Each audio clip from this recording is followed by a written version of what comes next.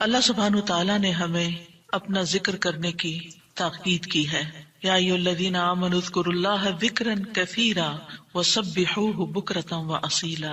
تو ہمارے لیے لازم ہے کہ ہم اس عمل کی طرف توجہ کریں ہر حال میں، چاہے نماز میں ہو، چاہے نماز کے بعد ہو، یا دیگر اوقات میں، جو اللہ تعالیٰ کو بے حد پسند ہے، اور وہ ہے اللہ کا ذکر. اور قرآن مجید کے بیشتر مقامات پر اللہ سبحانہ تعالیٰ نے اس کی تاکید کی ہے. ارشاد باری تعالیٰ ہے سورۃ قاف میں، پس آپ صبر کیجئے اس پر جو وہ کہتے ہیں، یعنی آپ کے مخالفین، اور سورج کے طلوع اور غروب ہونے سے قبل اپنے رب کی حمد کے ساتھ تسبیح کیجئے، اور رات کے اوقات میں اور سجدوں کے بعد بھی اس کی تسبیح کیجئے، یعنی نماز کے بعد بھی اللہ تعالیٰ کی تسبیح بیان کیجئے. یہاں پر جو خطاب ہے وہ نبی صلی اللہ علیہ وسلم سے ہے. فاصبر علی ما یقولون، یعنی آپ کے دشمن یہ مشرکین آپ کے خلاف جو باتیں کرتے ہیں، ان کی باتوں پر آپ صبر کیجئے. جو آپ کو جھٹلا رہے ہیں، جو آپ کو دھمکیاں دے رہے ہیں، جو آپ کے خلاف سازشیں کر رہے ہیں، اس کا جواب آپ صبر کے ساتھ دیجئے. اور اس کے برعکس آپ اپنا تعلق اللہ تعالیٰ سے زیادہ مضبوط کر لیجئے. یعنی کتنی خوبصورت تعلیم ہے ہمارے دین کی کہ جب لوگ مخالفت کریں تو بجائے اس کے کہ ان سے الجھنا شروع کر دیں اور ان کی باتوں کا جواب دینے لگیں اور خود کو ڈیفینڈ کرنا شروع کر دیں، کرنے کا کام کیا ہے کہ ہم اللہ کی طرف توجہ کریں، رغبت کریں، دعا کریں، اللہ کی تسبیح بیان کریں، اس کی حمد بیان کریں. اسی لیے آگے فرمایا وَسَبِّحْ بِحَمْدِ رَبِّكَ، اور اپنے رب کی حمد کے ساتھ اس کی تسبیح بیان کریں. یعنی اللہ سبحانہ تعالیٰ کو ان باتوں سے پاک قرار دیں جو باتیں یہ مشرکین اللہ سبحانہ تعالیٰ سے منسوب کرتے ہیں، اور اس کے ساتھ ساتھ اللہ سبحانہ تعالیٰ کی شان بلند کریں، اس کی تعریف بیان کریں، اس کی ایسی صفات بیان کریں جو اس کے شایان شان ہیں. اور یہ نفی اور اس بات دونوں مل کر اللہ کے کمال کو ثابت کرتے ہیں. اور یہاں تسبیح سے مراد یا تو ظاہری تسبیح ہے، یعنی اللہ تعالیٰ کی پاکی بیان کرنا، یا پھر اس سے مراد نماز ہے. یعنی جب لوگوں کی باتیں تکلیف دیں تو آپ اللہ سے نماز کے ذریعے مدد مانگیں.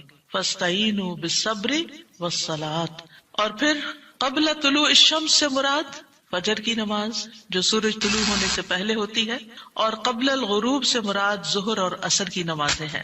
وَمِنَ اللَّيْلِ فَسَبِّحْهُ، اس سے مراد رات کی نماز یعنی عشاء اور تہجد کی نماز ہے. اور مغرب بھی رات کا ہی ایک حصہ ہو جاتا ہے کیونکہ سورج غروب ہو چکا ہوتا ہے. یعنی ان تمام احوال میں اللہ تعالیٰ کی تسبیح بیان کریں، اور تسبیح سے مراد یعنی سورج کے طلوع ہونے اور غروب ہونے سے پہلے جو تسبیحات ہمیں بتائی گئی ہیں وہ پڑھیں. اور اگر اس سے مراد نماز ہے تو پھر اس سے مراد نماز میں اللہ کا ذکر، اور اس کے علاوہ وَأَدْبَارَ السُّجُودِ، اور سجدوں کے بعد بھی. ایک معنی اس کا یہ ہے کہ نماز کے بعد کی تسبیحات کا اہتمام کیا جائے. بہت سے لوگوں کو دیکھا گیا وہ نماز پڑھتے بس اٹھ جاتے ہیں، تسبیح نہیں کرتے، جبکہ یہاں اللہ سبحانہ تعالیٰ خاص طور پر حکم دے رہے ہیں کہ نماز کے بعد تسبیح بیٹھ کر کرنی چاہیے. یہ نماز کے بعد کا ذکر ہے. مجاہد ابن عباس سے روایت کرتے ہیں کہ اللہ تعالیٰ نے آپ صلی اللہ علیہ وسلم کو تمام نمازوں کے بعد تسبیح پڑھنے کا حکم دیا ہے، اور وہ اس آیت کی تشریح کر رہے تھے وہ ادبار السجود کی. مجاہد کہتے ہیں اس سے مراد فرض نماز کے بعد تسبیح کرنا. تو یہ نوٹ کر لیجئے کہ ساری نماز مکمل کرنے کے بعد نہیں بلکہ فرض نماز پڑھنے کے بعد تسبیح کریں. دوسرا معنی اس کا کیا کیا گیا ہے کہ فرض نماز کے بعد نفل نماز بھی پڑھیں، کیونکہ صبح عربی میں نفل نماز کے لیے بھی آتا ہے، یعنی فرض نماز کے بعد نفلی نماز بھی ادا کریں. اور تیسرا معنی اس کا کیا گیا ہے کہ مغرب کی نماز کے بعد 2 رکعت بھی پڑھیں، یعنی ان کو بھی تسبیح کا نام دیا گیا ہے. اسی طرح سورۃ الطور میں اللہ تعالیٰ فرماتے ہیں اور آپ اپنے رب کے حکم کے آنے تک صبر کیجئے، پس بے شک آپ ہماری نگاہوں کے سامنے ہیں. اور جس وقت آپ کھڑے ہوتے ہیں آپ اپنے رب کی حمد کے ساتھ تسبیح کیجئے، اور رات کو بھی اور ستاروں کے پلٹنے کے بعد بھی اس کی تسبیح کیجئے. یہاں بھی نبی صلی اللہ علیہ وسلم کو صبر کا حکم دیا گیا ہے کہ آپ اپنے رب کا حکم آنے تک صبر کرتے رہیں. فَإِنَّكَ بِأَعْيُنِنَا، آپ ہماری نگاہوں کے سامنے ہیں، آپ ہماری توجہ میں ہیں، ہماری نظروں میں ہیں، ہمارے علم میں ہیں، آپ ہماری حفاظت میں ہیں. یعنی عربی کے محاورے کے مطابق کوئی نگاہوں میں ہو کا مطلب یہ کہ ہم اس کی نگرانی کر رہے ہیں، حفاظت کر رہے ہیں. جیسے موسیٰ علیہ السلام کے بارے میں اللہ تعالیٰ نے فرمایا وَلِتُصْنَعَ عَلَىٰ عَيْنِي، تاکہ آپ کی پرورش میری آنکھوں کے سامنے کی جائے، یعنی میری حفاظت اور حراست کے ساتھ. اور وَسَبِّحْ بِحَمْدِ رَبِّكَ حِينَ تَقُومُ، اس کا معنی ہے کہ جب آپ مجلس سے اٹھیں تو تسبیح کریں، جب نیند سے اٹھیں تو تسبیح کریں، جب نماز کے لیے اٹھیں تو تسبیح کریں، اور نماز میں بھی تسبیح کریں. اور اسی طرح تسبیح کے دو اور معنی بھی کیے گئے ہیں کہ رکوع اور سجدوں میں تسبیح کریں، اور پھر دعائے استفتاح میں تسبیح کریں، سبحانک اللہم و بحمدک، یہاں بھی تسبیح ہے. تو آپ دیکھ رہے ہیں کہ ہم دن میں کتنی بار اللہ سبحانہ وتعالیٰ کی تسبیح بیان کرتے ہیں. وَمِنَ اللَّيْلِ فَسَبِّحْهُ، رات میں بھی تسبیح کریں، اور اس سے مراد رات کی نماز، رات کی تسبیح ہے. جیسے بیڈ پہ جاتے ہوئے تسبیحات فاطمہ نبی صلی اللہ علیہ وسلم نے حضرت فاطمہ کو سکھائی تھی تاکہ ان کی تھکاوٹ دور ہو جائے. نماز کے علاوہ بھی تسبیح کرتے رہنا چاہیے. ادبار النجوم کے بھی 3 معنی ہیں. ایک معنی کیا گیا ہے فجر سے پہلے کی 2 رکعتیں پڑھنا. نبی صلی اللہ علیہ وسلم یہ رکعتیں نہ سفر میں چھوڑتے تھے نہ گھر میں، کبھی بھی آپ نے یہ سنت نماز نہیں چھوڑی. اور پھر اسی طرح اس سے مراد فجر کی 2 رکعات بھی لی گئی، اور نماز کے بعد کی تسبیح بھی مراد ہے. ان دونوں آیات سے پتہ چلتا ہے کہ نماز کے بعد بھی ذکر کرنے کی اہمیت اور ضرورت ہے، جس سے بہت سے لوگ غافل ہوتے ہیں. قرآن مجید میں اللہ تعالیٰ فرماتے ہیں فَإِذَا قَضَيْتُمُ الصَّلَاةَ فَاذْكُرُوا اللَّهَ قِيَامًا وَقُعُودًا وَعَلَى جُنُوبِكُمْ، پھر جب تم نماز پوری کر چکو تو اللہ کو کھڑے، بیٹھے اور اپنے پہلوؤں پر لیٹے ہوئے یاد کرو. یعنی بعض اوقات ایسا ہوتا ہے کہ آپ نماز پڑھ لیتے ہیں اور پھر سمجھتے ہیں کہ ہم اللہ کے ذکر سے فارغ ہو گئے اور اب ہم دنیا کے کام میں لگ جائیں. ہاں، دنیا کے کام 2-3 طرح سے ہی ہوتے ہیں. یا کھڑے ہو کے کوئی کام ہو رہا تھا، آپ کچن میں چلے جاتے ہیں، کوکنگ کر رہے ہیں، آپ اپنا ذکر جاری رکھیں. یا پھر آپ بیٹھ گئے ہیں اور بیٹھ کے کوئی کام کر رہے ہیں، تسبیح جاری رکھیں، ذکر جاری رکھیں. اور اسی طرح اگر آپ لیٹ گئے آرام کرنے کے لیے تو بھی ذکر جاری رکھیں. یعنی ہر حال میں اللہ تعالیٰ کا ذکر کرتے رہیں. اسی طرح سورۃ جمعہ میں اللہ تعالیٰ فرماتے ہیں فَإِذَا قُضِيَتِ الصَّلَاةُ فَانتَشِرُوا فِي الْأَرْضِ وَابْتَغُوا مِن فَضْلِ اللَّهِ وَاذْكُرُوا اللَّهَ كَثِيرًا لَعَلَّكُمْ تُفْلِحُونَ. پھر جب نماز پوری کر لی جائے تو زمین میں پھیل جاؤ اور اللہ کے فضل سے تلاش کرو، یعنی اپنے دنیا کا کام کاروبار کرو اور اللہ کو بہت یاد کرو. یعنی اپنے بزنس آورز میں بھی، اپنی جاب پر بھی اللہ کو نہیں بھولنا. کیوں؟ لعلکم تفلحون، تاکہ تم فلاح پاؤ، کامیاب ہو جاؤ. اسی طرح اللہ سبحانہ وتعالی رمضان کے روزے مکمل کرنے کے بعد کس چیز کا حکم دیتے ہیں؟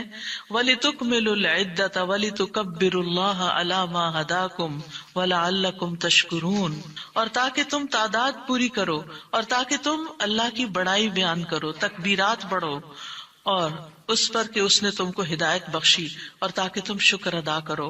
اسی طرح حج کے مناسک ادا کرنے کے بعد بھی ذکر کا حکم ہے. فَإِذَا قَضَيْتُم مَّنَاسِكَكُمْ فَاذْكُرُوا اللَّهَ كَذِكْرِكُمْ آبَاءَكُمْ أَوْ أَشَدَّ ذِكْرًا. پھر جب تم اپنے حج کے مناسک پورے کر چکو تو اللہ کو یاد کرو جس طرح اپنے باپ دادا کو یاد کیا کرتے تھے، بلکہ اس سے بھی زیادہ یاد کرنا. یعنی باپ دادا کو یاد کرنے، ماں باپ کو یاد کرنے سے بھی زیادہ اللہ کا ذکر کیا کرو، اللہ سبحانہ تعالیٰ کو زیادہ یاد کیا کرو.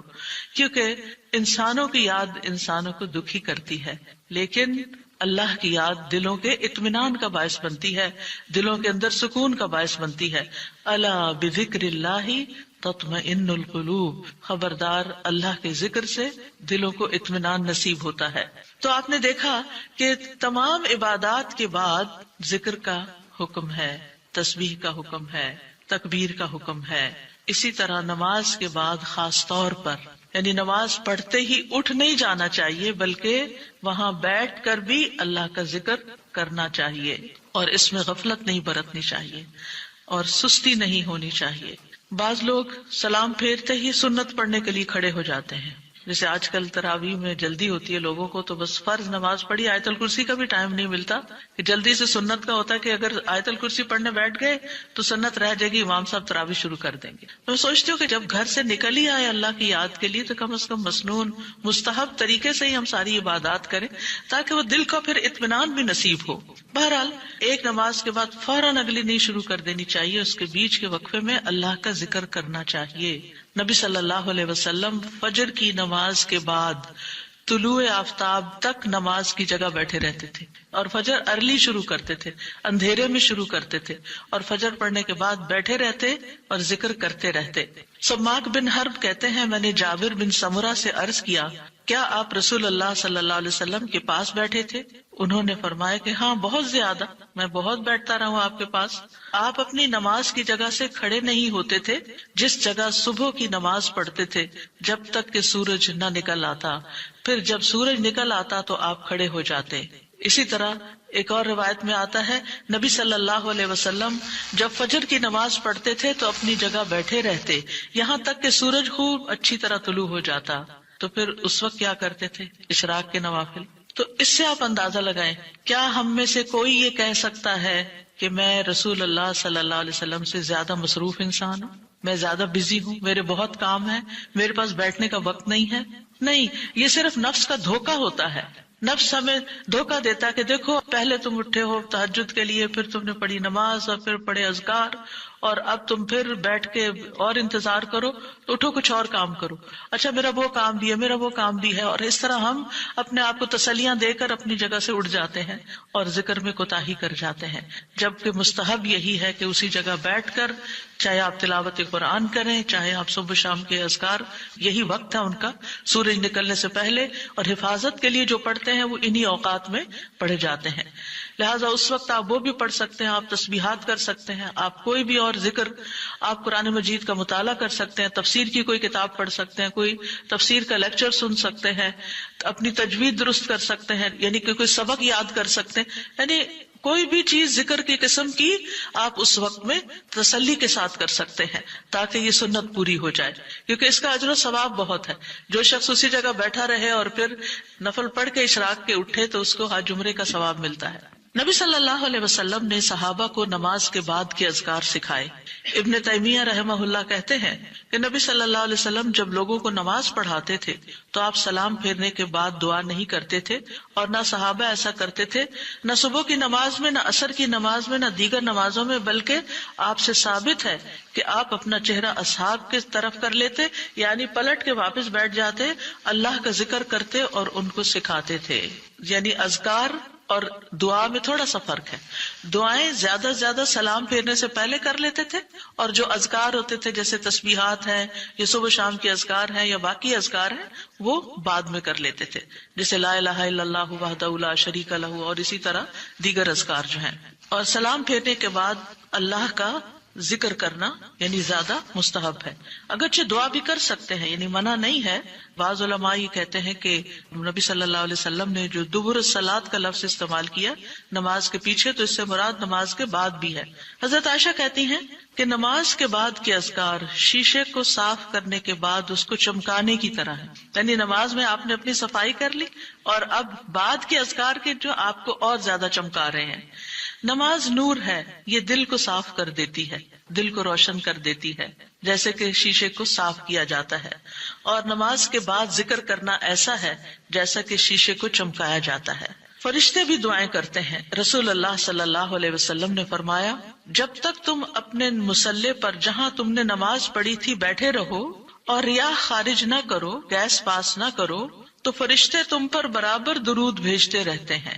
یعنی اگر کوئی شخص فجر کی نماز پڑھ کے اپنے وضو کی حالت میں سورج نکلنے تک بیٹھا رہتا ہے تو آپ اپنے لیے بھی ذکر کر رہے ہیں اور فرشتے بھی آپ کے لیے دعائیں کر رہے ہیں۔ کیا دعا کرتے ہیں؟ اللہم اغفر لہ، اللہم ارحمہ، اے اللہ اس کی مغفرت فرما، اے اللہ اس پر رحم فرما۔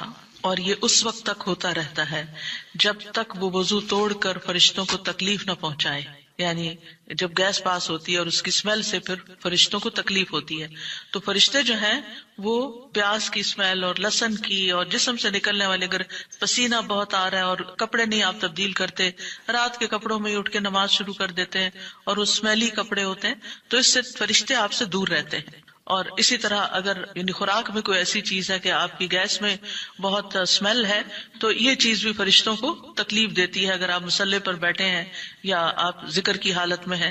پھر اس وقت ذکر کرنا جو ہے اولاد اسماعیل سے غلام آزاد کرنے سے افضل عمل ہے، خاص طور پر اگر ہم لا الہ الا اللہ وحدہ لا شریک لہ والی تسبیح پڑھتے ہیں. ابو امامہ سے مروی ہے رسول اللہ صلی اللہ علیہ وسلم نے فرمایا، سورج طلوع ہونے تک میں بیٹھ کر اللہ تعالیٰ کا ذکر کروں، اس کی بڑائی، اس کی حمد و تسبیح اور تحلیل کروں، یہ مجھے اولاد اسماعیل میں سے 2 غلام آزاد کرنے سے زیادہ محبوب. یعنی اس وقت کا ذکر ایسا ہے جیسے آپ نے اتنا بڑا صدقہ بھی کر دیا. اسی طرح عصر کے بعد سورج غروب ہونے تک ذکر کرنا مجھے اولاد اسماعیل میں سے 4 غلام آزاد کرنے سے زیادہ محبوب ہے.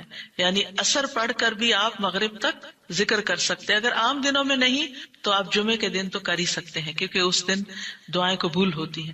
لیکن عموماً ہم اپنی غفلت اور سستی کی وجہ سے کوئی اور کام شروع کر دیتے ہیں اور ہم ان قیمتی اوقات کی قدر نہیں کرتے، ہماری پرائرٹیز نہیں ہوتی. یعنی انسان کو جب پتہ چلتا ہے کہ یہ بزنس کا پیک آور ہے تو وہ کیا کرتا ہے؟ اس وقت کہیں اور سیر کو چلا جاتا ہے؟ نہیں، اس وقت وہ سارے کام چھوڑ کر اس کام کی طرف متوجہ ہو جاتا ہے جو اس کو سب سے زیادہ فائدہ دینے والا ہے. تو اسی طرح بعض سلف صالحین کہتے ہیں کہ ہم نے جمعے کے دن عصر کے بعد مغرب تک جو دعا کی ہماری قبول ہوئی. یعنی یہ قبولیت دعا کا خاص وقت ہوتا ہے. جیسے صبح کا وقت بکرتن نماز فجر سے لے کر سورج نکلنے تک کا ہے، بڑا ہی قیمتی وقت ہے ذکر اذکار کے لیے. اسی طرح عصر کی نماز سے لے کر مغرب تک کا وقت بھی بڑا ہی قیمتی ہے. تو اس میں آپ دیکھیے خصوصاً آج کل آپ روزے سے ہیں، روزہ دار کی بھی دعا قبول ہوتی ہے. اور اس میں بھی امت کے نیک لوگوں کا طریقہ یہی رہا ہے کہ وہ روزہ کھلنے سے پہلے سارے کام چھوڑ دیتے تھے اور ذکر اذکار میں مصروف ہو جاتے تھے، دعائیں کرنے میں مصروف ہو جاتے تھے. تو آپ بھی اپنے لیے کچھ پلان اس طرح کریں کہ جمعے کا دن اور ہم کم از کم رمضان کا مہینہ عصر کا وقت جو ہے اس سے پہلے اپنے کام ختم کر کے مصلی پہ بیٹھے یا کرسی پہ بیٹھے، یا لیٹنا چاہتے تو لیٹ جائیں، کیونکہ پہلی آیت یہی بتائی گئی تھی نا کہ آپ کھڑے یا بیٹھے یا لیٹے ہر حال میں اللہ کا ذکر کر سکتے ہیں. الذین یذکرون اللہ قیاما وقعودا وعلی جنوبہم، وہ جو اللہ کا ذکر کرتے ہیں کھڑے، بیٹھے اور لیٹے، جس بھی پوزیشن میں آپ کرنا چاہیں آپ ذکر کر سکتے ہیں. اور اس میں تسبیح کیجئے، حمد و ثنا کیجئے اللہ تعالیٰ کی، اور دعائیں مانگیے. اور الحمدللہ ہمارے پاس کتابوں کی شکل میں دعاؤں کا اتنا پیارا ذخیرہ ہے جو مسنون اوتھینٹک دعائیں قرآن و سنت سے ہم نے جمع کی ہیں. اگر زبانی یاد ہے تو بہت ہی اچھا کہ دل لگا کے زبانی پڑھے، اور اگر زبانی یاد نہیں تو ان کو کھول لیجئے اور پڑھنا شروع کر دیجئے. اور صرف پڑھتے نہ جائیں، اس وقت کوئی قرات کا وقت نہیں ہے، یہ مانگنے کا وقت ہے. دیکھ دیکھ کر اس طرح پڑھیں دعا کو جیسے آپ مانگ رہے ہیں اللہ تعالیٰ سے. تو انشاءاللہ آپ کے دین، دنیا، آخرت کے سارے مسائل حل ہوں گے اور ایک پرامن پرسکون زندگی بسر کریں گے اگر ان اوقات کی آپ قدر کر لیں. کیونکہ جو قبولیت کے اوقات ہیں ان کو گنوانا نہیں چاہیے، ان کو ہاتھ سے جانے نہیں دینا چاہیے. آپ صبح فجر کے وقت مثلا اگر رمضان میں ہر روز 1 سپارہ پڑھتے ہیں، آدھا سپارہ فجر کے بعد پڑھ لیں، آدھا سپارہ عصر کے بعد پڑھ لیں. تو اس طرح بیلنس بھی ہو جائے گا، آپ کا دل نہیں گھبرا. کیونکہ ہمارا نفس جو ہے نا وہ اتنا آزاد منشا کہ وہ کہیں ایک جگہ بیٹھنے کی قید قبول نہیں کرتا. وہ بار بار ہمیں کہتا ہے اچھا فون چیک کر لو، اچھا وہ کر لو، وہ کر لو، اور توجہ اور یکسوئی سے ہمیں ذکر اذکار نہیں کرنے دیتا. تو اس کو ٹیم کرنے میں، اس کو ڈسپلن کرنے میں وقت لگے گا. لیکن ونس ایک دفعہ آپ عادی ہو گئے، آپ نے اس گھوڑے کو قابو کر لیا، آپ نے اس کو بٹھا لیا. جیسے بچے کو بٹھانے میں مشکل ہوتی ہے لیکن جب بیٹھ جاتے ہیں پھر بیٹھ جاتے ہیں. تو پھر انشاءاللہ آپ دیکھیں گے کہ آپ کے لیے یہ گھڑیاں بڑی پر لذت ہو جائیں گی. آپ ان گھڑیوں کو انجوائے کریں گے. آپ کا اور زیادہ دل چاہے گا کہ کاش یہ اور لمبی ہو جائے. اچھا روزہ کھل گیا، اوہ ابھی تو میرا یہ بھی اور یہ بھی ٹارگٹ پورا نہیں ہوا. پھر اسی طرح یہ ہے کہ رسول اللہ صلی اللہ علیہ وسلم نے فرمایا جو شخص فجر کی نماز جماعت کے ساتھ پڑھنے کے بعد بیٹھ کر اللہ کا ذکر کرتا رہے یہاں تک کہ سورج نکل آئے پھر 2 رکعتیں پڑھے اس کے لیے 1 حج اور عمرے کا ثواب ہے۔ انس فرماتے ہیں پھر رسول اللہ صلی اللہ علیہ وسلم نے 3 بار فرمایا پورا پورا پورا، یعنی پورا ثواب حج عمرے کا، پورا ثواب حج عمرے کا، پورا ثواب۔ یعنی آپ سوچئے کہ حج عمرہ کرنا کوئی آسان کام ہے؟ مشکل کام ہے جس میں مال بھی انوالو ہے، آپ کے ایفرٹ بھی، آپ کا گھر چھوڑنا بھی، سب کچھ۔ لیکن اگر آپ کو ایک مسلح پہ بیٹھ کے اتنا بڑا اجر و ثواب ملتا ہے تو اور کیا چاہیے۔ صرف بات ہے اپنے نفس کو منانے کی، اپنے دل کو اور اپنے آپ کو ڈسپلن کرنے کی، اور ایک دفعہ آپ نے شروع کر لیا اور اگر نہیں ہو پا رہا تو اللہ سے دعا کریں کہ اللہ تعالیٰ توفیق دے دے، اللہ تعالیٰ آسان کر دے، تو انشاءاللہ آپ کے لیے آسانی بھی ہو جائے گی۔ پھر اسی طرح نبی صلی اللہ علیہ وسلم نے فرمایا، اللہ تعالیٰ فرماتا ہے کہ میں اپنے بندے کے ساتھ ہوتا ہوں جب وہ مجھے یاد کرتا ہے اور میری یاد میں اپنے ہونٹ ہلاتا ہے۔ اور ایسے لوگ جو ذکر میں آگے ہوتے ہیں وہ درجات میں بھی بہت آگے ہیں، سبقت لے جانے والے ہیں، فالسابقون السابقون ہیں۔ رسول اللہ صلی اللہ علیہ وسلم نے فرمایا مفردون سبقت لے گئے۔ صحابہ نے پوچھا یا رسول اللہ مفردون کون ہوتے ہیں؟ آپ صلی اللہ علیہ وسلم نے فرمایا جو اللہ کے ذکر میں مشغول رہتے ہیں، یعنی ہر وقت ان کا دھیان اپنے رب کی طرف ہوتا ہے، کیونکہ ذکر میں دل میں بھی یاد ذکر کہلاتا ہے، زبان سے کچھ بولنا بھی ذکر ہے، اور اس کے علاوہ قرآن کی تلاوت، نماز، یہ ساری ذکر کی قسمیں ہیں۔ یعنی کچھ فارمل ہے، کچھ انفارمل ہے، کچھ خبر ہے یعنی جیسے تسبیحات وغیرہ ہوتی، کچھ میں دعا ہوتی ہے، طلب ہوتی ہے، اللہ تعالیٰ سے اپنی حاجت مانگتے ہیں، یہ ساری چیزیں ذکر میں شمار ہوتی ہیں۔ اب آ جاتے ہیں ہم نماز کے بعد کے اذکار کے متعلق، اور یہ اذکار بھی آپ کو اس کتاب میں ملیں گے، نماز کے اذکار، یعنی نماز کے اندر کے ذکر بھی اور نماز کے بعد کے بھی۔ نماز کا سلام پھیرتے ہی نماز ختم ہو جاتی ہے، اس کے بعد سب سے پہلے کہنا چاہیے اللہ اکبر 1 بار، اور تھوڑا سا بلند آواز سے، جس سے پتا چلے کہ نماز پڑھ لی ہے، اللہ اکبر۔ ابن عباس کہتے ہیں میں نبی صلی اللہ علیہ وسلم کی نماز کے مکمل ہونے کو تکبیر کی وجہ سے سمجھ جاتا تھا، یعنی مثلا کوئی نفل پڑھ رہا ہے تو آپ کو نہیں پتہ چلتا کہ پڑھ چکا یا نہیں، لیکن اگر اس نے بلند آواز سے کہہ دیا اللہ اکبر تو پتہ چل گیا کہ ہاں اس کی نماز مکمل ہو گئی ہے۔ کیوں اللہ اکبر کہیں؟ کہ اللہ ہر چیز سے بڑا۔ آپ دیکھیں ہم نے نماز کا آغاز کس سے کیا تھا؟ اللہ اکبر سے کیا تھا، اور نماز میں کئی بار ہم نے اللہ اکبر کہا، اور اب نماز کے اختتام پر بھی اللہ اکبر، رمضان کے اختتام پر بھی اللہ اکبر، یعنی اللہ کی تکبیر بیان کرنا۔ اللہ سبحانہ وتعالیٰ قرآن مجید میں فرماتے ہیں اُتْلُ مَا أُوحِيَ إِلَيْكَ مِنَ الْكِتَابِ وَأَقِمِ الصَّلَاةَ إِنَّ الصَّلَاةَ تَنْهَى عَنِ الْفَحْشَاءِ وَالْمُنكَرِ وَلَذِكْرُ اللَّهِ اکبر واللہ یعلم ما تصنعون۔ کتاب میں سے جو آپ کی طرف وحی کیا گیا ہے اس کی تلاوت کیجیے اور نماز قائم کیجیے، بے شک نماز بے حیائی اور برائی سے روکتی ہے، اور یقیناً اللہ کا ذکر تو سب سے بڑی چیز ہے، اور اللہ کو معلوم ہے جو کچھ تم کرتے ہو۔ تو اللہ کا ذکر سب سے بڑی چیز، اور اس ذکر میں اللہ کو سب سے بڑا قرار دینا سب سے بڑی چیز۔ اور نبی صلی اللہ علیہ وسلم اور پھر صحابہ کا طریقہ بھی یہی تھا کہ آپ فرض نمازوں کے بعد ذکر کرتے اور آوازیں بلند کرتے، یعنی نماز کے بعد کا ذکر جو ہے اس میں آواز اونچی ہوتی ہے۔ ابن عباس اس بات سے معلوم کر لیتے کہ لوگوں نے سلام پھیر لیا ہے کیونکہ وہ ان کے ذکر کی آواز سنتے تھے، یعنی مطلب یہ ہے کہ نماز کے بعد اللہ اکبر بھی اونچی آواز میں، استغفر اللہ استغفر اللہ استغفر اللہ یہ بھی ذرا اونچی آواز میں، یعنی ایک ہوتا ہے سری ذکر یعنی دل ہی دل میں پکارنا، اور ایک ہوتا ہے جاہری جس میں یہ ذکر جو نماز کے بعد ہوتا ہے اس کو تھوڑا اونچی آواز میں کرنا چاہیے، اور جس طرح وتر ختم ہونے کے بعد سبحان الملک القدوس سبحان الملک القدوس سبحان الملک القدوس ذرا اونچی آواز میں کہنا چاہیے۔ تو نبی صلی اللہ علیہ وسلم اس ذکر کو ہمیشہ اونچی آواز میں کرتے تھے، ٹھیک ہے، یعنی آپ کی اقتداء آپ کی پیروی ہر معاملے میں یہ عبادت کے درجات کو بڑھا دیتی ہے۔ اور اس میں ہم یہ بھی دیکھتے ہیں کہ صحابہ کرام جو تھے وہ نبی صلی اللہ علیہ وسلم کی صرف سنت کو نہیں سیرت کو بھی آگے بیان کرتے تھے کہ آپ نے کوئی کام کیا اور کس طریقے سے کیا، مثلا ذکر کیا اور کس طرح کیا، بلند آواز سے کیا یا آہستہ آواز سے کیا، بیٹھ کر کیا یا کھڑے ہو کر کیا۔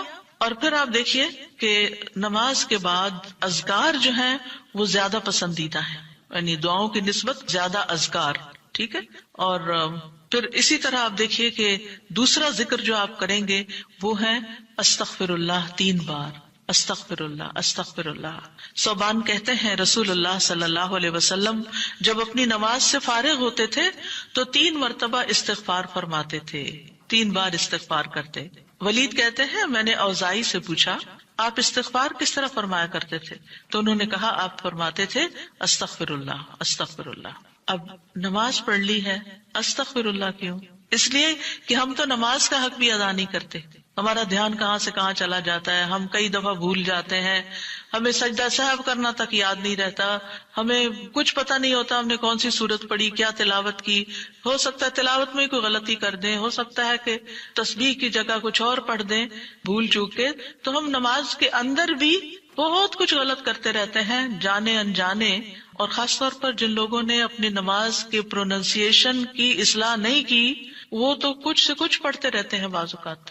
یعنی پروننسیشن صحیح نہ ہونا جو ہے وہ الفاظ کے مطلب کو ہی بدل دیتا ہے. اس لیے پہلی پرائرٹی میں کوئی ایسا ٹیچر ڈھونڈیے کہ جو آپ کی نماز سن کے اس کا پروننسیشن آپ کو ٹھیک کر دے. بہرحال نماز کے بعد استغفر اللہ استغفر اللہ. اور ایک اور چیز، نماز پڑھنے کے بعد انسان کو ایک فیلنگ ہوتی ہے کہ میں نے کچھ کیا ہے، لیکن جب انسان استغفر اللہ کہتا ہے تو اس میں عاجزی کا اظہار ہوتا ہے کہ اللہ تیرا حق ادا نہیں کیا، مجھے ابھی بھی گناہوں کی بخشش کی ضرورت ہے. اور آپ دیکھیے کہ یہ الفاظ نبی صلی اللہ علیہ وسلم ادا کرتے تھے جن کے اگلے پچھلے سارے گناہ معاف کر دیے گئے تھے.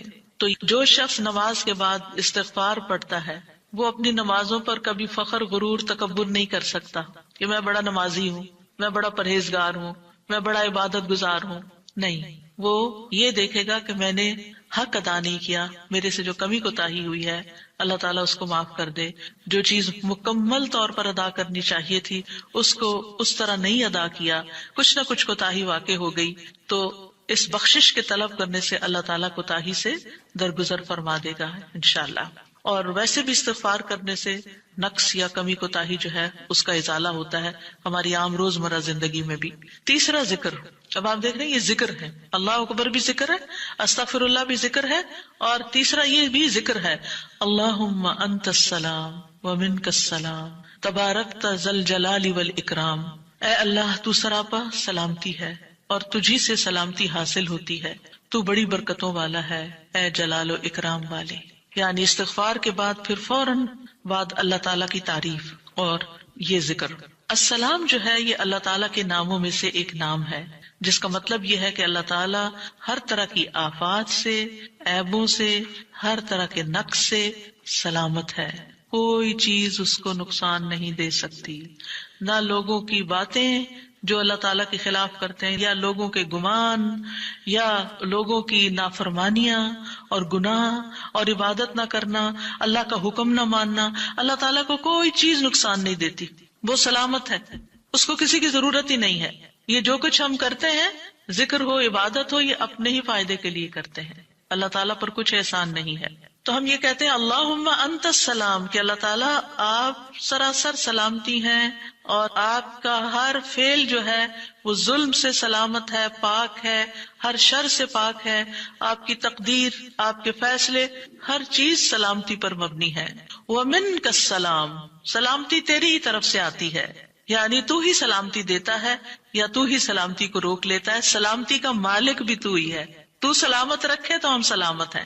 تو یہ تعلق اللہ تعالیٰ سے انسان اپنا ظاہر کرتا ہے کہ انسان اپنے رب کے بارے میں کیا سمجھتا ہے. تبارکتا، تبارکتا کا لفظ برکت سے ہے جس کا مطلب ہوتا ہے کثرت سے کسی چیز کا بڑھنا اور قائم رہنا، یعنی تیری خیرات و برکات بہت زیادہ ہیں. ذل جلال والاکرام، اے عزت اور جلال والے. جلال کا مطلب ہے عظمت، بڑائی، اور اکرام کا مطلب ہے احسان. یعنی تو اپنے بندوں کو عزت و اکرام دیتا ہے، اپنے رسولوں کو، اپنے انبیاء کو اور اپنے صالح بندوں کو تو ہی عزت اور اکرام اور برکتیں عطا کرتا ہے. ساری نعمتیں تیری ہی طرف سے ہیں.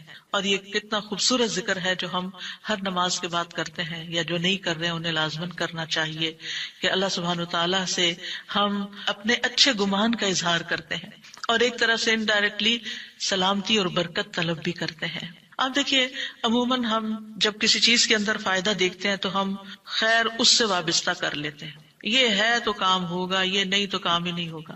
مثلاً آپ کوئی قلم خریدتے ہیں اور اس سے لکھنا شروع کرتے ہیں اور آپ کو اچھا لگتا ہے، یا آپ اس سے جو لکھنا چاہتے تھے آرٹیکل یا کوئی چیز یا نوٹس اپنے تو بڑے اچھے لکھ پاتے ہیں، تو آپ کہنے لگتے ہیں یہ قلم بڑا مبارک ہے. ٹھیک ہے بھائی، قلم اچھا ہے، فائدہ دے رہا ہے آپ کو، لیکن اصل تو اللہ نے آپ کے لیے یہ وسیلہ بنایا کہ اس نے آپ تک یہ پہنچایا. تو اصل برکت اور خیر اور سلامتی کا منبع اللہ رب العزت کی ذات ہے. چیزوں کے ساتھ مت چمٹ جائیے اور ان پر اتنے ڈیپینڈنٹ نہ ہو جائیں کہ اللہ کو بھول جائیں اور اللہ تعالیٰ کی نعمت اور اللہ تعالیٰ کا احسان یاد نہ کریں. تو اس لیے ہر نماز کے بعد ہم اس بات کا اقرار کرتے ہیں کہ ساری برکتیں تیری ذات سے ہیں یا رب، ساری سلامتی تیری طرف سے ہے یا رب، عزت اور اکرام تیری ہی طرف سے ہے یا رب، تو ہی جس کو چاہے اس پر احسان فرماتا ہے، لہٰذا ہم یہ سب کچھ تجھ سے ہی طلب کرتے ہیں. پھر آپ دیکھیے چوتھا ذکر ہے لا الہ الا اللہ وحدہ لا شریک لہ لہ الملک ولہ الحمد وہو علی کل شیء قدیر. یہ بھی آپ 3 بار پڑھ سکتے ہیں، یہ بھی ذکر ہے، یعنی 3 مرتبہ اللہ تعالیٰ کی توحید کا اقرار. مغیرہ بن شعبہ جو وحی کے کاتب تھے ان سے مروی ہے کہ معاویہ رضی اللہ عنہ نے مغیرہ کو لکھا کہ کوئی حدیث جو آپ نے رسول اللہ صلی اللہ علیہ وسلم سے سنی ہو وہ مجھے لکھ کر بھیجیں.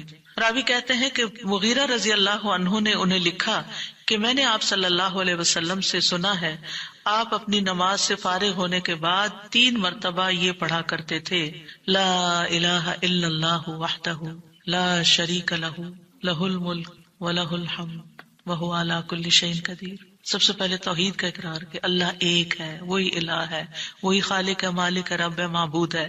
پھر اس بات کا انکار کہ کوئی اس کا شریک ہو، لا شریک لہ. اور پھر لہ الملک، بادشاہت بھی اسی کی ہے، معبود بھی وہی ہے، بادشاہ بھی وہی ہے، اور ایسا بادشاہ ہے وَلَهُ الْحَمْدُ کہ اس کی تعریف ہے. دنیا کے بادشاہوں کا حشر ہوتا دیکھا ہے آپ نے، ان کے ساتھ کیا کیا جاتا ہے، لیکن اللہ سبحانہ وتعالیٰ کی بادشاہت پر کوئی آنچ نہیں آتی، کوئی اس کو ہلا نہیں سکتا، کوئی اس کو نقصان نہیں دے سکتا، کوئی اس پر باتیں نہیں بنا سکتا، کوئی اس کا نقص نہیں نکال سکتا کہ اللہ تعالیٰ نے آسمان میں یہ کیا چیز بنا دی، زمین میں کیا بنا دی. نہیں، وَلَهُ الْحَمْدُ، اسی کی ہے تعریف. یعنی ایسا بادشاہ کہ جو قابل تعریف ہے، اور ایسا بادشاہ کہ وَهُوَ عَلَى كُلِّ شَيْءٍ قَدِيرٌ. دنیا کے بادشاہ انتہائی بے بس لاچار ہوتے ہیں، ان کے ہاتھ میں کچھ نہیں ہوتا، وہ انسانوں کے محتاج ہوتے ہیں، انسانوں کی خدمت کے، انسانوں کی مدد کے، انسانوں کے مال کے محتاج ہوتے ہیں. یہ بادشاہت کیا بادشاہت ہے جس کی ساری ڈیپینڈنسی لوگوں کے اوپر ہے. تو اصل بادشاہت تو اللہ کی ہے کہ جو ہر چیز پر پوری قدرت رکھتا ہے. تو آپ اس احساس کے ساتھ اگر اللہ تعالیٰ کا یہ ذکر کرتے ہیں تو آپ کا دل ایک سکون سے بھر جائے گا، ایک خوشی سے بھر جائے گا کہ میں ایسی ہستی کو جانتی ہوں، ایسی ذات کو جانتی ہوں کہ جو اتنی خوبیوں کی مالک ہے. کیونکہ یہ انسان کی فطرت میں ہے، انسان کی نفسیات میں ہے کہ وہ کسی چیز کی تعریف کر کے خوش ہوتا ہے، اور عام طور پر ہم صرف سامنے نظر آنے والی چیزوں کی تعریف کر کر کے خوش ہوتے رہتے ہیں، اور تھوڑے دن کے بعد وہ بھی خراب ہو جاتے ہیں، وہ تعریف بھی ساتھ ہی چلی جاتی ہے. انسان ہے تو مر جاتے ہیں، ان کے اعمال ہے تو ختم ہو جاتے ہیں، اور کبھی وہ اچھے ہوتے ہیں اور پلٹ بھی جاتے ہیں. وہ کہاں گئی تعریفیں؟ جوان ہے تو بڑھاپے میں ساری تعریفیں چلی گئی، مالدار تھے تو غریب ہوئے تو ساری تعریفیں چلی گئی. اسی طرح علم ہے اور جنون لاحق ہو گیا تو ساری تعریفیں چلی گئیں، سب کچھ الٹ گیا. اور دنیا کے یہ سارے نظارے آپ نے دیکھے ہوں گے کہ جب ہر نعمت لوگوں پر الٹ جاتی. اسی لیے ہم دعا کرتے ہیں نا کہ اللہم انی اعوذ بک من زوال نعمتک، کہ اللہ نعمتوں کے زوال سے بچانا. یہ انتہائی تکلیف دہ چیز ہے، لیکن یہ ایک دنیا کا قانون ہے، یہ سب کچھ ہوتا ہے اور ہماری آنکھیں دیکھتی ہیں. لیکن اللہ سبحانہ وتعالی ان سب چیزوں سے پاک ہے، اس کو کوئی زوال نہیں اور اس کا کوئی کچھ بگاڑ نہیں سکتا، اور وہ ہر چیز پر پوری طرح قادر ہے، جو چاہے کر سکتا ہے، اور تعریف اسی کے لیے ہے. 5واں ذکر لا الہ الا اللہ وحدہ لا شریک لہ لہ الملک ولہ الحمد وہو علی کل شیء قدیر. اللہم لا مانع لما اعطیت ولا معطی لما منعت ولا ينفع ذا الجد منک الجد. اللہ کے سوا کوئی الہ نہیں، وہ اکیلا ہے، اس کا کوئی شریک نہیں، بادشاہت اسی کی ہے اور تمام تعریف اسی کے لیے ہے، اور وہ ہر چیز پر پوری طرح قدرت رکھنے والا ہے. اے اللہ، جو کچھ تو نے دیا ہے اسے کوئی روکنے والا نہیں، اور جو کچھ تو نے روک دیا اسے کوئی دینے والا نہیں، اور کسی مالدار کو تیری بارگاہ میں اس کا مال نفع نہیں پہنچا سکتا. ابتدا میں تو وہی اللہ کی توحید بیان ہوئی، اس کی بادشاہت اور اس کی حمد کا ذکر ہے اور اس کی قدرت کا ذکر ہے، اور اس کے بعد کہ جو اللہ نے دیا، جو وہ دینا چاہتا ہے اسے کوئی روک نہیں سکتا. یہاں بھی آپ دیکھیں مانگ کچھ نہیں رہی، یہ ذکر ہے، یہ دعا نہیں، یہ کیا ہے؟ ذکر ہے. اور جو کچھ تو نے روک دیا کوئی دے ہی نہیں سکتا، اور سارے ہی مالدار فقیر ہیں، اور خاص طور پر تیرے سامنے فقیر ہیں. یا ایھا الناس انتم الفقراء الی اللہ واللہ هو الغنی الحمید. اے لوگو تم سب اللہ کے فقیر ہو، اللہ کے محتاج ہو، اور اللہ ہی غنی، مالدار اور وہی قابل تعریف ہے. واللہ هو الغنی الحمید. ٹھیک ہے. نبی صلی اللہ علیہ وسلم جب سلام پھیرتے تھے تو یہ دعا پڑھا کرتے تھے یا یہ ذکر کیا کرتے تھے. اور اس میں آپ دیکھیے کہ یہ جو عقیدہ ہے نا کہ اللہ روکے تو کوئی دے نہیں سکتا، یہ انسان کو بڑا اطمینان دے دیتا ہے. اگر کوئی چیز، کوئی خیر آپ کی طرف آنے سے رکی ہوئی ہے تو وہ اللہ ہی نے روکی ہوئی ہے، آپ پر رحمت کی وجہ سے. بدگمان نہ ہو اس سے، کسی وجہ سے رکی ہوئی ہے. آپ کسی کی کوئی اچھی چیز دیکھتے ہیں، کسی کا مینشن دیکھتے ہیں تو سوچتے ہیں کتنا خوش قسمت ہے، کتنے بڑے گھر میں رہتا ہے. کسی کے پاس فراری دیکھتے ہیں تو آپ کہتے ہیں واہ کتنا خوش قسمت ہے. لیکن آپ کو نہیں پتا کہ یہی چیزیں اس کے لیے کتنی بڑی آزمائش بنی ہوئی ہیں، آپ نہیں جانتے. اور اگر اللہ نے آپ کو نہیں دی تو آپ کو بہت سے شر سے محفوظ رکھا ہوا ہے. تو اللہ کا روکنا بھی خیر کا باعث ہوتا ہے. یہ سبق پکا کر لیں کہ جب اللہ تعالیٰ کوئی چیز نہیں دیتا یا دیر سے دیتا ہے یا روک لیتا ہے اور کوئی چارہ نہیں ہوتا، آپ کہتے ہیں میری کوئی دعا قبول نہیں ہو رہی، میرا کوئی طریقہ کام نہیں آ رہا، تو اس میں بھی کوئی خیر ہوتی ہے.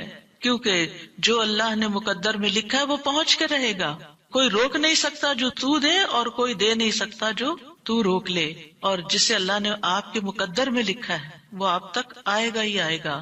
سورۃ فاطر میں اللہ تعالیٰ فرماتے ہیں ما یفتح اللہ للناس من رحمت فلا ممسک لها وما یمسک فلا مرسل له من بعدہ وہو العزیز الحکیم. جو کچھ اللہ لوگوں کے لیے رحمت میں سے کھول دے اسے کوئی بند کرنے والا نہیں، اور جو وہ بند کر دے اس کے بعد اسے کوئی کھولنے والا نہیں. حدیث میں آتا ہے ما اصابک لم یکن لیخطئک وان ما اخطأک لم یکن لیصیبک. جو کچھ تمہیں پہنچا وہ تم سے خطا ہونے والا نہیں تھا، اور جو نہیں ملا وہ ہرگز ملنے والا نہیں تھا. قرآن مجید میں سورۃ الرعد میں اللہ تعالیٰ فرماتے ہیں وَإِذَا أَرَادَ اللَّهُ بِقَوْمٍ سُوءًا فَلَا مَرَدَّ لَهُ. جب اللہ کسی قوم کے ساتھ برائی کا ارادہ کر لیتا ہے تو اس کو کوئی پھیرنے والا نہیں. کوئی سپر پاور اس ملک کی مدد نہیں کر سکتی اگر اللہ نے اس کے لیے جنگ کا فتنہ یا کسی اور طرح کی کوئی آزمائش لکھی ہے. یہ اللہ کے فیصلے ہوتے ہیں. یا اللہ نے کسی قوم کو تباہ کرنے کا فیصلہ کر لیا ہو تو کوئی اس کو روک نہیں سکتا. لہٰذا ہمیں اللہ پر ہی بھروسہ کرنا چاہیے اور ہر حال میں ایسی پریشان کن باتوں پر اللہ تعالیٰ ہی کی طرف رجوع کر لینا چاہیے. یاد رکھیے اگر کوئی چیز نہیں ملی تو اللہ تعالیٰ کو الزام مت دیں، اللہ تعالیٰ سے ناراض نہیں ہو، اللہ تعالیٰ سے بدظن نہیں ہو. یہ روکنا اس کی رحمت ہے. انسان اگر ان دو جملوں پر ایمان لے آئے تو پھر اس کا مکمل بھروسہ اللہ کی ذات پر ہو جائے گا. وہ رزق کے بارے میں اللہ پر ہی توکل کرے گا، نقصان کو دور کرنے اور بھلائی کو پانے کے لیے اللہ پر ہی بھروسہ کرے گا. وہ اللہ کو اپنے لیے کافی سمجھے گا. یعنی جہاں کہیں دل چھوٹا ہوا، جہاں کہیں کوئی پریشانی آئی، کہتے حسبی اللہ و نعم الوکیل. اللہ کار ساز یعنی کام بنانے والا اللہ ہی میرے لیے کافی ہے، وہ میرا کام بنائے گا، وہ میری مشکل آسان کرے گا. تو یہ توحید ربوبیت اور الوہیت پر مشتمل جملے ہیں. ابن تیمیہ کہتے ہیں یہ حدیث دو عظیم اصولوں پر مشتمل ہے. نمبر 1 توحید ربوبیت، اور وہ ہے جسے اللہ دینا چاہے اسے کوئی روک نہیں سکتا، اور جسے وہ روک دے اسے کوئی نہیں دے سکتا. بس بندہ اللہ ہی پر توکل کرتا ہے اور اسی سے مانگتا رہتا ہے، کیونکہ دینا جو اس نے ہے تو پھر کسی اور سے کیوں مانگے گا، کسی اور سے توقع لگا کے کیوں بیٹھ جائے گا، کسی اور کے در پہ کیوں جائے گا. اس کو پتا ہے صرف اللہ ہی نے کرنا ہے جو کرنا ہے. اس سے عقیدہ توحید پکا ہوتا چلا جاتا ہے کہ صرف اللہ ہی نے کرنا ہے. اور توحید الوہیت ولا ينفع ذا الجد منک الجد. عام طور پر انسان یہ سمجھتا ہے میرے پاس مال ہے مجھے کوئی مشکل نہیں. یعنی جب کوئی کام سامنے آتا ہے نا تو فوراً دیکھتا ہے کتنا ہے بینک میں، کتنا کیش رکھا ہے، کیا ہے میرے پاس، کتنی پراپرٹی ہے. یعنی فوراً انسان کا دماغ گھوم کے اس طرف چلا جاتا ہے نا بہت ہے، انف ہے، کام ہو جائے گا. اللہ چاہے گا تو ہوگا. صرف آپ کے مال سے کچھ نہیں ہوتا. آپ سارا لگا دیں، بزنس میں پورا لاس ہو سکتا ہے. پھر بتائیے آپ کے مال نے آپ کو کیا فائدہ دیا. کچھ نہیں ہو سکتا جب تک اللہ نہ چاہے. مال بھی جب فائدہ دیتا ہے جب اللہ چاہتا ہے، اولاد بھی جب فائدے کی ہوتی ہے جب اللہ چاہتا ہے. کسی انسان سے فائدہ صرف اس وقت پہنچتا ہے جب اللہ چاہتا ہے. آپ نے دیکھا ہوگا کتنے ہی اچھے سے اچھے لوگ ہوتے ہیں ہر وقت کام آنے والے، ایک وقت ایسا آتا ہے وہ ایسے بےچارے مجبور ہوتے ہیں کہ ان کو نہ کرنی پڑتی ہے کہ بھائی سوری یہ نہیں کر سکتے، کیونکہ سب کچھ ان کے اختیار میں نہیں ہے، سب کچھ ان کے بس میں نہیں ہے. اسی طرح انسان کے پاس بعض اوقات کوئی عہدہ ہوتا ہے، انفلوئنس ہوتا ہے، وہ سمجھتا ہے یہ عہدہ ہے میرے پاس میں سب کچھ کر سکتا. نہیں کر سکتے. آپ نے دیکھا ہوگا دنیا کے بڑے بڑے ملکوں کے جو حکمران ہوتے ہیں کتنے بے بس ہوتے ہیں، کچھ بھی نہیں ہوتا ان کے ہاتھ میں، اپنی تقدیر نہیں بنا سکتے، اپنا فائدہ نہیں کر سکتے. اور پھر آپ دیکھیے کہ اللہ سبحانہ وتعالیٰ دنیا اسے بھی دیتا ہے جس سے وہ محبت کرتا ہے، اور اسے بھی دیتا ہے جس سے وہ محبت نہیں کرتا. لیکن یاد رکھیے ایمان اس کو دیتا ہے، دین کی سمجھ اس کو دیتا ہے جس سے وہ محبت کرتا ہے. وَمَن يُرِدِ اللَّهُ بِهِ خَيْرًا يُفَقِّهْهُ فِي الدِّينِ. دنیا تو سب کے پاس، مومن مسلم کافر سب کے پاس ہو سکتی ہے.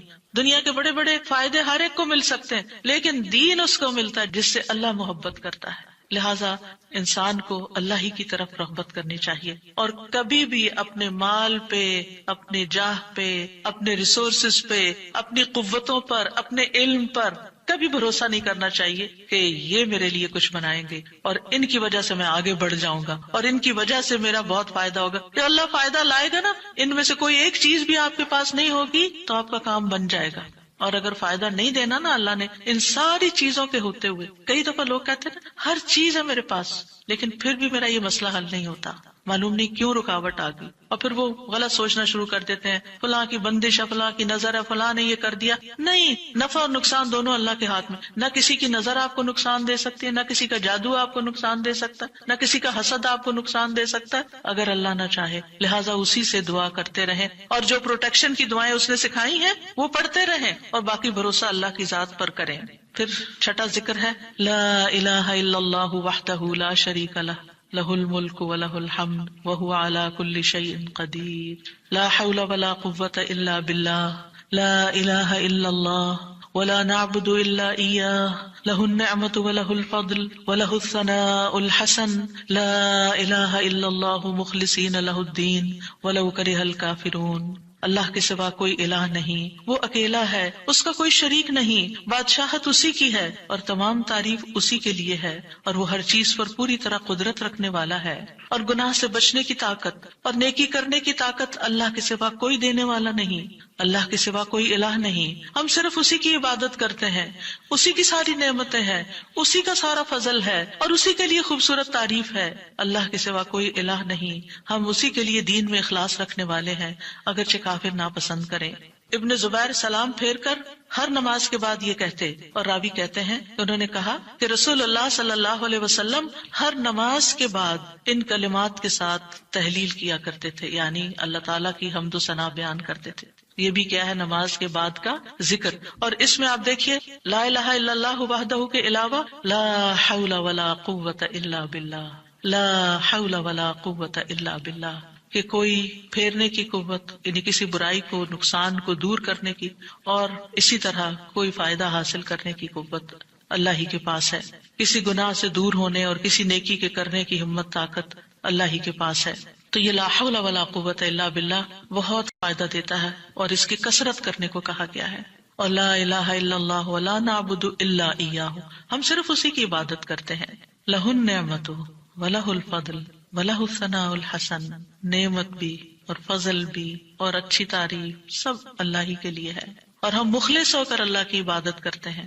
مخلصین لہ الدین لا الہ الا اللہ وَلَوْ كَرِهَ الْكَافِرُونَ، اگرچہ کافر ناپسند کریں، ان کو ہماری توحید اچھی نہ لگے، لیکن پھر بھی ہم صرف ایک اللہ ہی کو مانتے ہیں. ساتویں چیز ہے تسبیحات. سبحان اللہ 33 بار، الحمدللہ 33 بار اور اللہ اکبر 33 بار، اور 34ویں بار لا الہ الا اللہ وحدہ لا شریک لہ لہ الملک ولہ الحمد وہو علی کل شیء قدیر. ہر نماز کے بعد ان تسبیحات کو پڑھنے کی فضیلت کیا ہے؟ ابو ہریرہ کہتے ہیں رسول اللہ صلی اللہ علیہ وسلم نے فرمایا، جس آدمی نے ہر نماز کے بعد 33 مرتبہ سبحان اللہ، 33 مرتبہ الحمدللہ اور 33 مرتبہ اللہ اکبر کہا تو یہ 99 کلمات ہو گئے.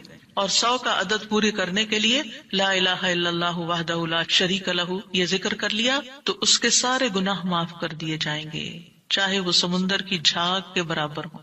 یعنی 100 کا عدد پورا کرنے کے لیے کیا پڑھنا ہے؟ لا الہ الا اللہ وحدہ لا شریک لہ لہ الملک ولہ الحمد وہو علی کل شیء قدیر. رسول اللہ صلی اللہ علیہ وسلم نے فرمایا ہر نماز کے بعد کچھ ایسے اذکار ہیں جن کو پڑھنے والا یا جن کو کرنے والا کبھی محروم نہیں ہوتا، جن میں سے سبحان اللہ 33 بار، الحمدللہ 33 بار اور 34 بار اللہ اکبر. یعنی اگر لا الہ الا اللہ پورا نہیں پڑھ سکتے تو اللہ اکبر کو 34 بار کر کے 100 کی گنتی پوری کر لیں.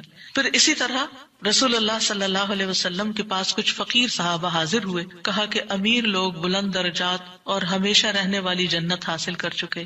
حالانکہ جس طرح ہم نماز پڑھتے ہیں وہ بھی پڑھتے ہیں، جیسے ہم روزے رکھتے ہیں وہ بھی رکھتے ہیں، لیکن مال و دولت کی وجہ سے انہیں ہم پر فضیلت حاصل ہے. اس کی وجہ یہ کہ وہ حج کرتے ہیں، عمرہ کرتے ہیں، جہاد کرتے ہیں، صدقے دیتے ہیں، اور ہم محتاجی کی وجہ سے یہ کام نہیں کر سکتے. آپ نے فرمایا کیا میں تمہیں ایک ایسا عمل نہ بتا دوں اگر تم اس کی پابندی کرو گے تو جو لوگ تم سے آگے بڑھ چکے ہیں تم انہیں پالو گے اور تمہارے مرتبے تک کوئی نہیں پہنچ سکتا، اور تم اپنے سامنے موجود لوگوں میں سب سے بہتر ہو جاؤ گے سوائے ان کے جو یہی عمل شروع کر دیں. ہر نماز کے بعد 33 بار سبحان اللہ، 33 بار الحمدللہ، 33 بار اللہ اکبر، اور پھر 34ویں بار تو وہ ذکر آپ کو بتا ہی دیا گیا. اور اگر آپ 33 بار نہ پڑھ سکیں تو 10 بار سبحان اللہ، 10 بار الحمدللہ اور 10 بار اللہ اکبر پڑھ لیا کریں. یعنی اگر جلدی ہے تو پھر 10 بار بھی پڑھ سکتے ہیں. نبی صلی اللہ علیہ وسلم نے فرمایا 2 عمل ایسے ہیں اگر کوئی مسلمان بندہ ان کی پابندی کر لے تو جنت میں داخل ہوگا، اور وہ بہت آسان ہے مگر ان پر عمل کرنے والے بڑے کم ہیں. وہ کیا ہے؟ ہر نماز کے بعد 10 بار سبحان اللہ، 10 بار الحمدللہ، 10 بار اللہ اکبر. فرمایا زبان کی ادائیگی کے اعتبار سے تو 150 بار ہے، یعنی 5 نمازوں میں 10 بار، اور ترازو میں 1500 ہوں گے. اور جب سونے لگے تو 34 بار اللہ اکبر، 33 بار الحمدللہ اور 33 بار سبحان اللہ کہے. زبانی طور پر تو یہ 100 ہے مگر میزان میں یہ تسبیحات 1000 ہوں گی. اور وہ کہتے ہیں یقیناً میں نے رسول اللہ صلی اللہ علیہ وسلم کو دیکھا، آپ انہیں اپنے ہاتھ سے شمار کرتے تھے. اور پھر کہتے ہیں دائیں ہاتھ سے تو کرنے کا طریقہ کیا ہے؟ 3 دفعہ اوپر کو جائیے سبحان اللہ سبحان اللہ سبحان اللہ، اور 3 دفعہ نیچے کو آ جائیے سبحان اللہ سبحان اللہ سبحان اللہ. ایک انگلی پہ 6 بار ہو گیا، تو آپ کی 5 انگلیاں تو 5 کو 6 دفعہ ضرب دیں تو کیا ہوتا ہے؟ 30، اور 3 دفعہ اور پڑھ لیں، اور اگر 34 ہے تو ایک اور پڑھ لیں. تو اس طرح ایک ہی ہاتھ پر، دائیں ہاتھ پر یہ تسبیحات آسانی سے پڑھی جا سکتی ہیں، کیونکہ ہاتھ سے تسبیح کرنا زیادہ پسندیدہ ہے. حضرت عبداللہ بن عمر کہتے ہیں میں نے رسول اللہ صلی اللہ علیہ وسلم کو دیکھا، آپ داہنے ہاتھ کی انگلیوں پر تسبیح کو شمار کرتے تھے، اور آپ نے صحابیات کو حکم دیا تھا کہ وہ اللہ کی تکبیر، تقدیس، تحلیل کی پابندی اختیار کریں اور اپنی انگلیوں پر شمار کریں، کیونکہ ان سے سوال ہوگا اور یہ بلوائی جائیں گی. قیامت کے دن ہاتھ بولیں گے، تو اگر ان پہ تسبیح آپ پڑھتے ہیں تو یہ بول کے بتائیں گے ہم تو اللہ کا ذکر کرتے رہے.